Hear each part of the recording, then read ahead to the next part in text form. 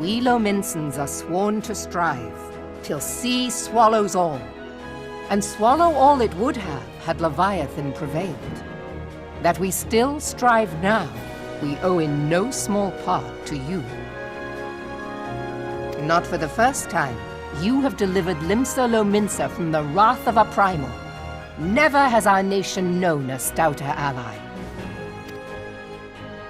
On behalf of my people, I give you my humblest thanks.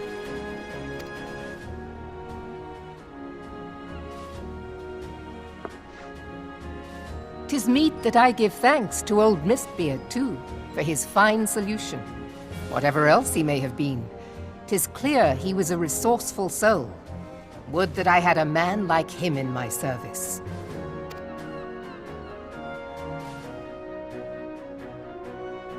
Before I set foot in these lands, I had no inkling that the people of Eorzea contended with such mighty foes. Suffice it to say, their existence came as something of a shock, as did the idea that they could be defeated. This experience has served to remind me of the vastness of the world, and the boundless potential of man. Though I am but a refugee in this realm, I would fain be of use to you in your fight. Know that I am tutored in one of the foremost combat arts of the Far East. It may seem outlandish to the Eorzean eye, but should any of your people care to learn, I would be pleased to initiate them. And I will see to it that they are grateful. I have no doubt that your knowledge and skills will serve us well. Besides, your art is not so outlandish as you think. Would you not agree, Master Thancred? Naught escapes your searching eye, Admiral. Few are privy to this information, but Limsa Lominsa is home to a certain secret fraternity. Its members are trained in a form of combat not unlike your own. By my judgment, it should not be beyond such individuals to adapt to the techniques I witnessed you employing with such admirable deftness. I am heartened to hear this. I too noted a kinship between your style and mine own, though it seemed to me that you fought differently in the beginning.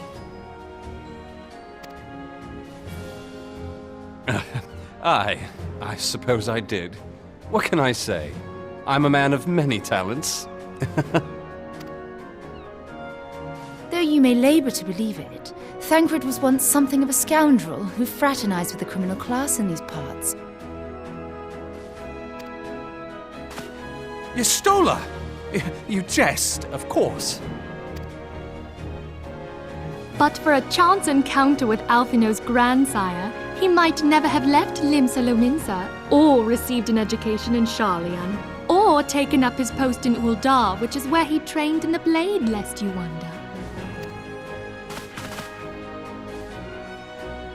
Minfilia, please! It would seem there is more to you than meets the eye, Master Thancred. Lady Yugiri, I am told that you and yours came to Eorzea seeking permanent resettlement, and that many domins have since been engaged as frontier hands at Revenant's Toll. Moderna is many things, but a place of refuge it is not.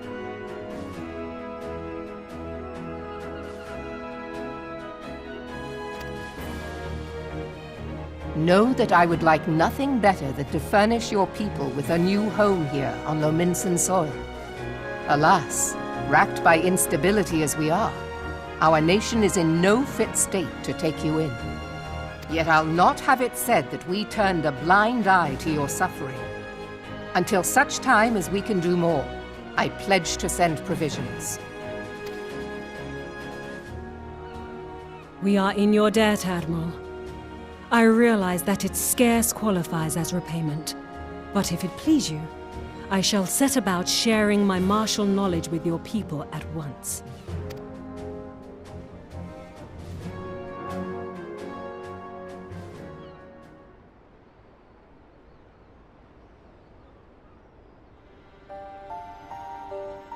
You wished a word in private.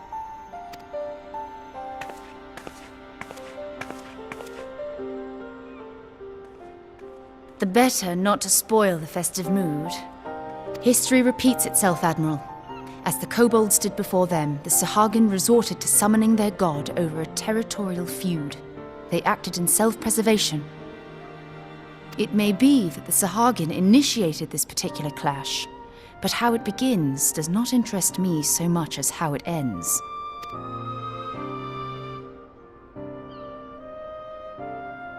I have not forgotten our conversation, Y'ashtola. I am aware that man bears part of the blame for the Primal's existence. Nor am I ignorant of the Sahagin's reason for acting.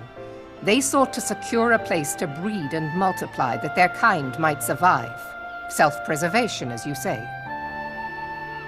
But we have as much right to live and thrive as they. If our own survival is threatened, are we to lay down our arms and welcome oblivion? And so you kill, that you might live. Yet if living is a right, then that right belongs to all peoples, be they men or beastmen.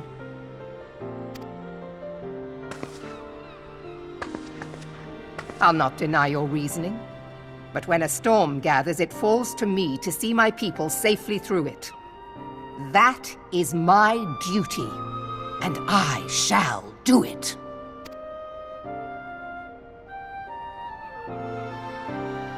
As must we all, Admiral. Stay the course then, but know that it will lead to no good end.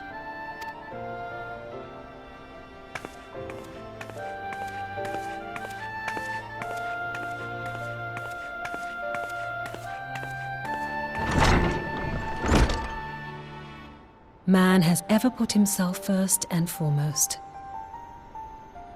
To justify his actions, he clads himself in the armor of righteousness, though it be a fancy of his own making. In this, mayhap the Garleans and we Domans are not so different.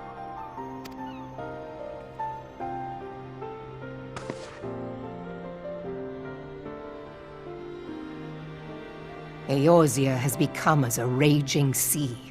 If we are to keep our heads above the waves, we cannot scruple to drown the man next to us. When hopes of coexistence founder, strength must determine who has the greater right to live.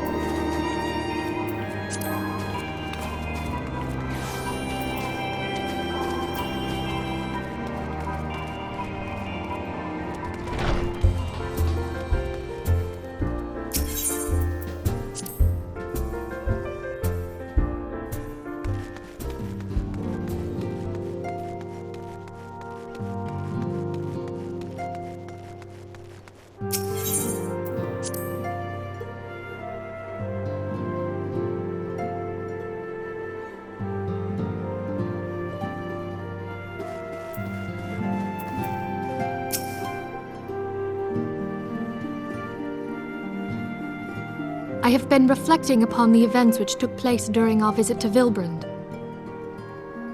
If you have a moment, I would share my conclusions with you. Please, bear with me.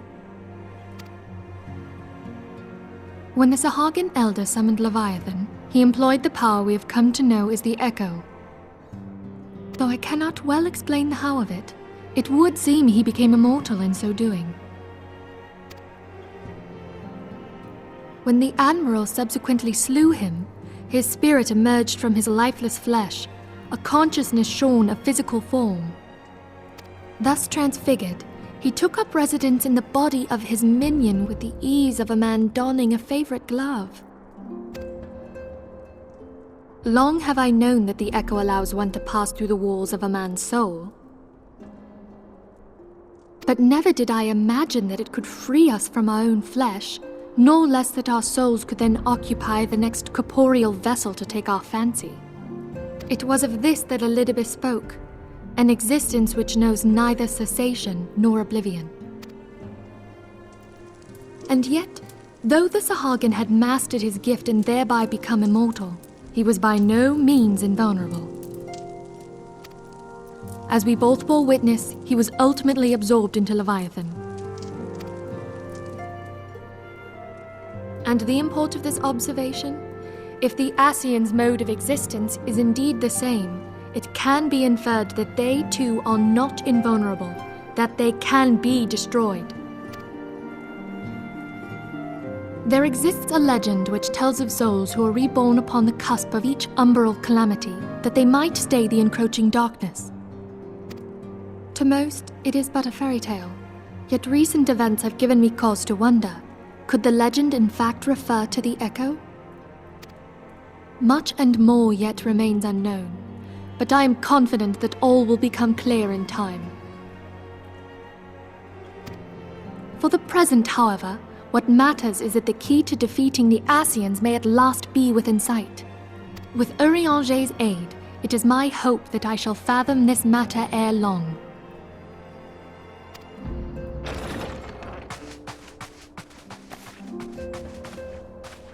Oh, I was just about to send for you, my friend. Is... Grave tidings from the Sharlayan motherland, my lady. It doth concern our distant allies, the students of Baldessian. What of them?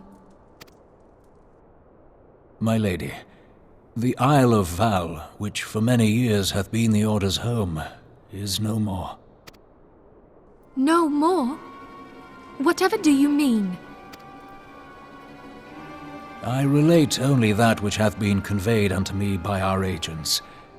An etheric wave of the highest magnitude was recorded in the region. Soon thereafter, 'twas observed that the isle had ceased to be. 'Tis postulated that a magic was evoked, like in power to Ultima. 12 preserve.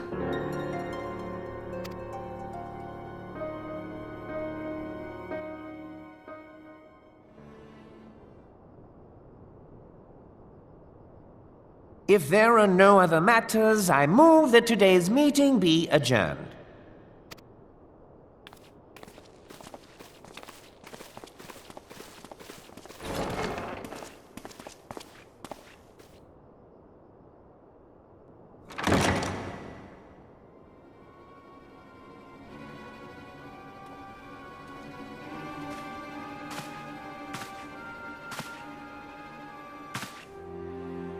It is done, my lord.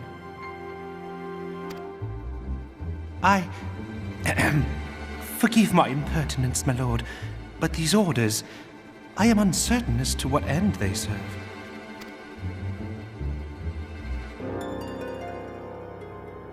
Revolution.